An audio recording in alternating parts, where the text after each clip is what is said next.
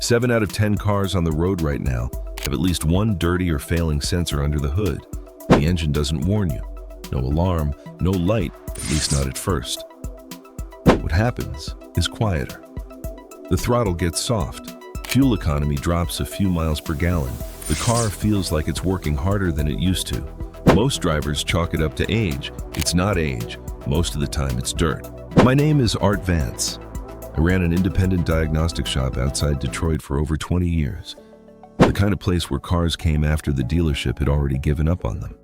Before that, I spent 15 years as a mechanical forensic engineer for insurance companies. My job was to pull apart engine failures, read the original blueprints, and determine whether the damage came from driver error or from something the manufacturer built in and never disclosed. I've seen the same pattern repeat itself more times than I can count. A car comes in, running rough burning fuel, throwing a check engine light. The dealership quotes $800, $1,200, sometimes $2,000 in repairs, sensors, injectors, computer resets, and 9 times out of 10 the actual fix costs less than the lunch. The service advisor ate that morning. Today, I'm walking you through 10 things hiding under your hood right now. Sensors, valves, and components that get dirty, get sluggish, and quietly cost you money at every fill-up. Most of them you can handle yourself at home for under $20, some for under $5. Ignore them long enough and you're looking at anywhere from a few $100s in wasted fuel to $2,500 in repairs that should never have been necessary. And the last one on this list, number 1, is something the engineers designed to be self-cleaning. The problem is, after about 60,000 miles, it needs help. Nobody tells you that. Not the dealer, not the manual. Let's start at the beginning. Number 10, the one everybody thinks they already know. You've owned this car for 6, 7, 8 years. You change the oil on schedule. And somewhere in the back of your mind, you know the air filter probably needs replacing, but the car's running fine, so you keep pushing it off. That's exactly what the problem looks like. Fine, until it isn't. Your engine is an air pump before it's anything else. For every gallon of fuel it burns, it needs roughly 15 pounds of air, the stoichiometric ratio engineers have used as the baseline since fuel injection became standard in the mid-1980s. The filter's job is to keep that airflow clean. But it doesn't fail all at once. It restricts gradually over thousands of miles in a way that's almost impossible to feel behind the wheel. What you can measure is this: a filter that's 80% clogged reduces airflow enough that the ECU, the engine control computer, compensates by richening the fuel mixture to maintain power. More fuel burned per mile. Independent testing has consistently shown a neglected air filter costs between 6 and 10% in fuel economy. On a car averaging 25 miles per gallon, that's 2 to 2.5 miles per gallon gone. At current fuel prices, roughly $200 to $300 a year, quietly leaving your wallet. The reason it stays hidden is simple. The filter sits inside a black plastic housing, out of sight, and the dealership only checks it when they're looking for something to add to the bill. Pull the housing, hold the filter up to light. If you can't see through it, clearly replace it. $12 to $18 at any parts store. 5 minutes. The next one is something most drivers never think to clean, ever. Number 9. The valve most drivers have never heard of, and the one most mechanics count on, you never asking about. Your car is idling rough at a stoplight, maybe a slight hesitation when you accelerate from a dead stop. The check engine light comes on, goes off, comes on again. You take it to the dealer. They hook up the diagnostic computer and tell you it's an emissions issue. The estimate starts at $300 just to investigate. What they probably didn't mention is that there's a specific valve designed to handle exactly this, and it's almost certainly just clogged. The EGR valve. Exhaust gas recirculation. Engineers added this component to virtually every passenger vehicle sold in the United States, starting in the early 1970s when federal emission standards began requiring manufacturers to reduce nitrogen oxide output. The valve routes a controlled amount of exhaust gas back into the intake manifold, diluting the air-fuel mixture and lowering combustion temperature. The problem is what that exhaust gas carries. Carbon, soot, oil vapor residue. Over time, typically around 75,000 to 100,000 miles on vehicles that do a lot of city driving, that carbon builds up inside the valve until it can no longer open and close correctly. Rough idle begins. The check engine light follows. The fix is not a new valve. A can of EGR cleaner, $8 to $12 at any parts store, applied directly to the valve passages while the engine is warm, dissolves that carbon buildup in most cases. 20 minutes. A replacement EGR valve at a dealership, $150 to $350 plus labor. Same problem. Very different bill. Number 8. The sensor that's been lying to your engine possibly for years. The car starts fine, runs fine. No rough idle, no hesitation. But fuel economy has dropped off consistently over the past year, not dramatically. Enough that you notice it at the pump, but not enough to feel urgent about. Meanwhile, mounted in the exhaust pipe, there's a sensor the size of a spark plug, measuring how much oxygen is leaving the engine after combustion. That reading goes directly to the ECU, which uses it to decide in real time, thousands of times per minute, whether to add more fuel or pull back. That's your oxygen sensor.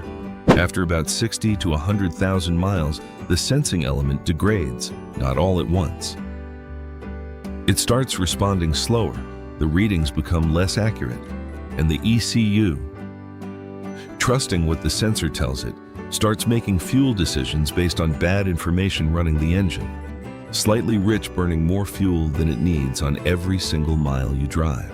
The financial damage compounds quietly. A 1 to 2% increase in fuel consumption over 50,000 miles adds up to $300 to $500 in excess fuel. And a failing oxygen sensor left long enough pushes exhaust that's too rich into the catalytic converter, which isn't designed to handle it. Catalytic converter replacement runs $1,200 to $1,500 at a dealership. A new oxygen sensor, $20 to $80 depending on the vehicle. A straightforward socket removal on most engines. The next one is about what can't get out. Number 7. The one that makes your engine feel like it's firing on 3 cylinders. Sometimes because it is. The car has somewhere between 80 and 120,000 miles on it. A slight vibration at idle, not bad enough to pull over, but enough to feel in the steering wheel at a stoplight. Acceleration feels uneven. Fuel economy is down. You've already replaced the spark plugs. Didn't fix it. What you probably haven't looked at is what's happening just before the spark plug fires. Fuel injectors are precision components. Each one opens and closes roughly 1,000 times per minute, spraying a microscopically fine mist of fuel into the combustion chamber. The droplet size, the spray pattern, the timing, the ECU calculates all of it, assuming the injector is performing exactly as designed. But gasoline carries trace hydrocarbon compounds that leave deposits on the injector tip over time. These deposits don't block the injector completely, they distort the spray pattern. One cylinder gets slightly too much fuel. Another gets slightly too little. The ECU compensates for small variations, but not indefinitely. Engineers accounted for this in the design. They assumed drivers would maintain the fuel system with detergent additives. Most never do. A quality fuel injector cleaner additive runs $8 to $15, added directly to a full tank of fuel. Professional injector cleaning at a shop, $150 to $300. One bottle, one tank. Worth trying before anything else. Before we go further, if this is keeping money in your pocket, a quick like helps CoreCar reach more drivers who need this information. Now let's get to the ones that really matter. Number 6. The part your engine breathes through and what happens when it can't. You're pulling out of a parking lot, giving the car a normal amount of fuel, and there's a brief hesitation, a stumble. Like the engine thought about it for half a second before deciding to respond. It wasn't there 2 years ago. That hesitation has a specific location, right at the throttle body. The throttle body is the gateway between your air filter and your engine's intake manifold. It's a large valve controlled by a butterfly plate that opens and closes in direct response to how far you press the accelerator. On every vehicle built after the mid-1980s, this process is managed electronically. The ECU, tells the throttle body how far to open based on sensor readings from across the engine. The problem is oil vapor from the crankcase ventilation system, and we'll get to that system shortly, gets pulled through the intake and coats the inside of the throttle body bore. Carbon adds another layer. Over time, the butterfly plate no longer seats cleanly. Air sneaks past when it should be closed. The ECU sees an airflow reading it doesn't expect, and hesitation follows. Manufacturers know this happens. Throttle body cleaning used to appear in owner's manuals through the 1990s. Quietly, it disappeared from most maintenance schedules. The reason isn't complicated. A clean throttle body means one fewer service visit. A can of throttle body cleaner, $6 to $10. 15 minutes with the engine off. A dealership throttle body service, $80 to $150. And the sensor sitting just upstream from here, that one's a different conversation. A bigger one. Number 5. The reason your engine can't sit still. You're stopped at a red light car, fully warmed up. The idle is just slightly off. The RPM needle is hunting, moving up a little, dropping back down, settling, then doing it again. Or it's sitting lower than it used to, occasionally shuddering. You've been living with it for months, assuming it's just how the car runs now. It isn't. There's a specific component responsible for exactly this behavior, and almost nobody outside a repair shop knows it exists. The idle air control valve. IAC valve. Engineers introduced this when carburetors gave way to fuel injection in the 1980s. A carburetor had a manual idle adjustment screw. Fuel injection doesn't work that way. The IAC valve is a small motorized valve that bypasses the throttle plate entirely at idle, feeding a precisely controlled trickle of air directly into the intake manifold, so the ECU can maintain stable idle speed regardless of load from the air conditioning compressor, the alternator, or the power steering pump. The same carbon and oil vapor deposits that affect the throttle body affect the IAC valve. And because it operates in a nearly closed position, at idle even a thin layer of buildup changes its effective opening size significantly. Cleaning it requires removing the valve 10 minutes on most engines and spraying the passages with throttle body cleaner. The part itself runs $30 to $80 at a parts store. A dealership diagnosis for rough idle starts at $100 before any work begins. I had a customer at the Detroit shop, retired, 9-year-old sedan, meticulous about oil changes. 2 different shops had told him the rough idle was just normal wear at that mileage. 15 minutes with a can of cleaner and the IAC valve off the intake, the idle was rock solid. He'd been living with it for 2 years. Nobody had looked at the valve. Let's keep going. Number 4, the valve that protects your engine from itself when it's working. Here's something most drivers don't know is happening inside a running engine. Combustion isn't a perfect process. Every time the air-fuel mixture ignites, a small amount of combustion gas escapes past the piston rings and enters the crankcase, the lower portion of the engine block where the oil lives. Without a way to vent that pressure, it builds. And pressurized crankcase gases do 2 things you don't want. They push oil past seals and gaskets never designed to handle that load, and they carry oil vapor back up into the intake system, coating everything downstream. The PCV valve. Positive crankcase ventilation valve is the solution engineers built into every gasoline engine sold in the United States since the late 1960s, when federal emissions regulations made it mandatory. It's a one-way valve, typically the size of a large marker, that routes crankcase gases back into the intake manifold to be burned cleanly, rather than left to pressurize the engine. The problem is that oil vapor deposits varnish directly inside the valve over time. Around 50,000 to 80,000 miles, the valve sticks. Either it stays open, sucking oil into the intake, or it stays closed, allowing pressure to build until it finds the weakest seal in the engine. A sticking PCV valve accelerates oil consumption and can cause seal failures, costing $500 to $1,200 to repair. The valve itself, $3 to $12. Replacement takes under 5 minutes. It pulls directly out of the valve cover. But even with all of this clean, there's still one small piece of hardware quietly sending the wrong numbers to your engine's computer. We'll get there. Number 3, the sensor your engine trusts completely, even when it's wrong. The car is running. Nothing obviously broken, but the throttle response feels slightly blunted. The engine pulls, but not the way it used to. Fuel economy has dropped consistently. You've replaced the air filter, ran a tank of premium. Nothing changed. The air filter is clean. The problem is what's reading the air after it passes through. The mass airflow sensor, MAF sensor, sits inside the intake tube just downstream from the air filter housing. Its job is to measure the precise volume and density of air entering the engine in real time so the ECU knows exactly how much fuel to inject per combustion cycle. It does this using a heated wire element so fine it's measured in microns, monitoring how quickly incoming air cools it. Engineers designed this system in the late 1980s as fuel injection became universal. The sensor is that central to how the engine runs, and it has no self-cleaning mechanism whatsoever.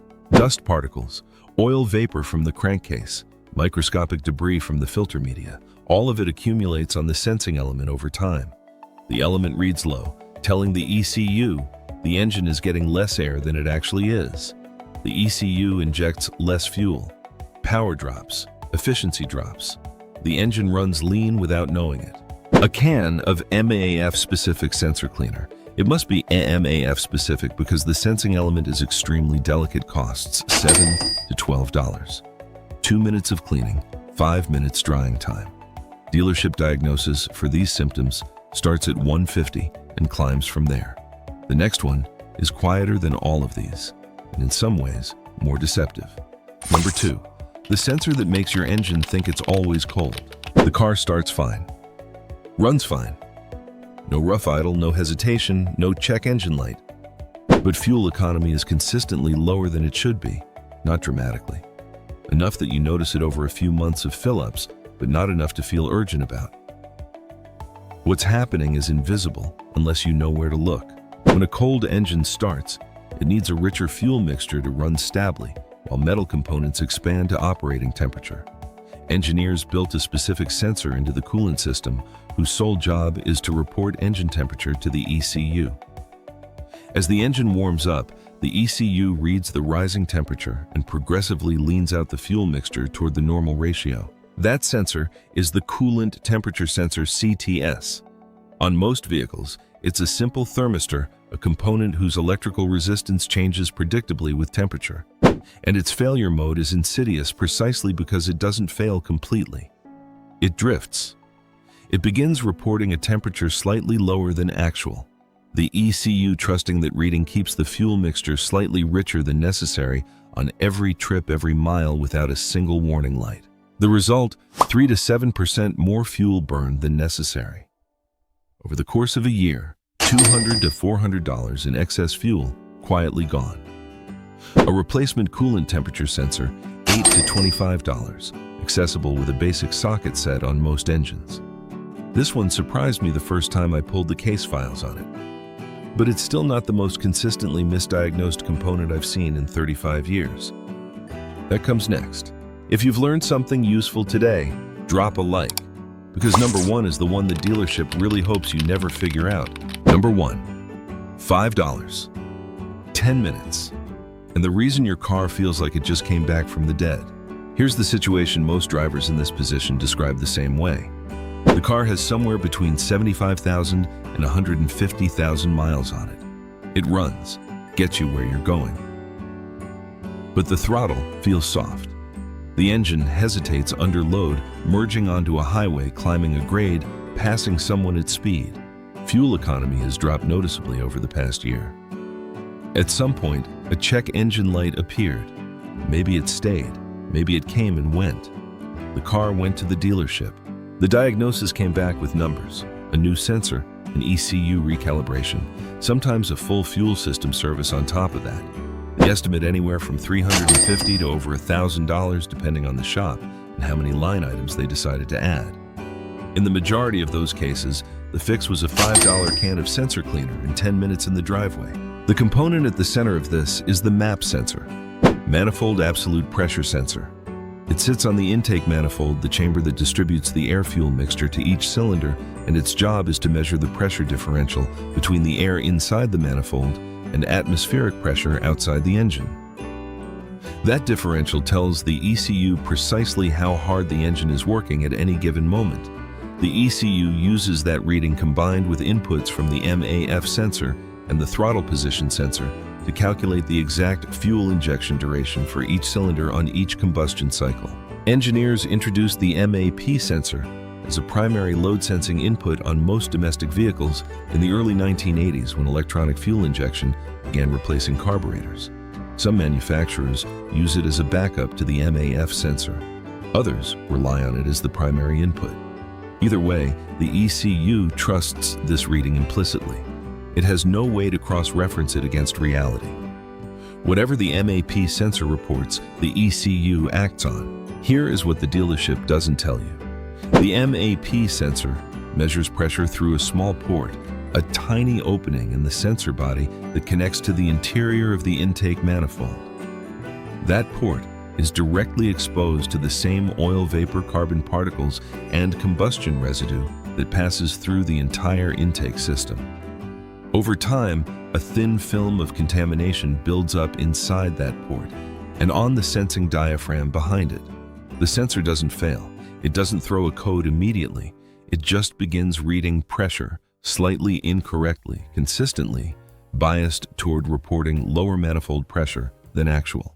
The ECU interprets low manifold pressure as low engine load. It responds by reducing fuel delivery. The engine runs lean under real load conditions exactly when you're asking it to perform.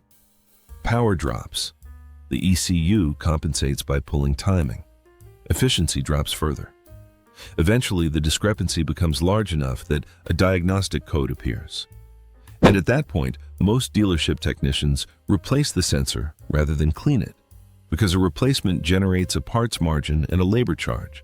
A cleaning generates neither. I first encountered this pattern not in a repair shop, but in a case file, a vehicle that had been returned to the dealership twice for the same drivability complaint. Both times, the technician replaced parts based on the diagnostic code without reading the engineering service bulletin that had been issued for that exact sensor contamination pattern. The bulletin recommended cleaning first. It was sitting in the manufacturer's own database. Nobody looked. The cleaning procedure is straightforward. Disconnect the sensors held by 1 or 2 screws and a wiring harness clip on most engines. Locate the pressure port on the sensor body. Apply 2 to 3 short bursts of MAP-safe electrical sensor cleaner directly into the port. Allow it to evaporate completely, 15 minutes minimum. Reinstall. Clear the code if one is present using an OBD2 reader, which costs $25 at any parts store, or have it cleared free at most auto parts retailers. That single procedure on a vehicle where MAP sensor contamination has been the underlying issue restores throttle response, corrects fuel trim, and in many cases eliminates a check engine light the owner had been living with for months. My own truck has just over 400,000 miles on the original engine. I clean the MAP sensor every 30,000 miles as a matter of routine, the same interval I found in the manufacturer's internal engineering documentation, not in the owner's manual. The owner's manual doesn't mention it. It never did. That's not an oversight. $5, 10 minutes, and your engine gets its memory back. Now, how many of these 10 were you already on top of? Drop a comment below and let me know. I read every one of them. And if you've been living with a rough idle, a soft throttle, or a fuel economy number that stopped making sense, tell me which one you're starting with. If this kept even one unnecessary repair off your bill, subscribing to Core Car is worth 30 seconds of your time. Every video we make is built around the same idea, keeping more of your money where it belongs, in your pocket, not at the dealership. But before you go, there's another category of misinformation that's been costing drivers money for decades, and most of it started at the fuel pump. Core Car's next video breaks down the fuel myths that are quietly working against you every time you fill up. It's right here. Don't skip it.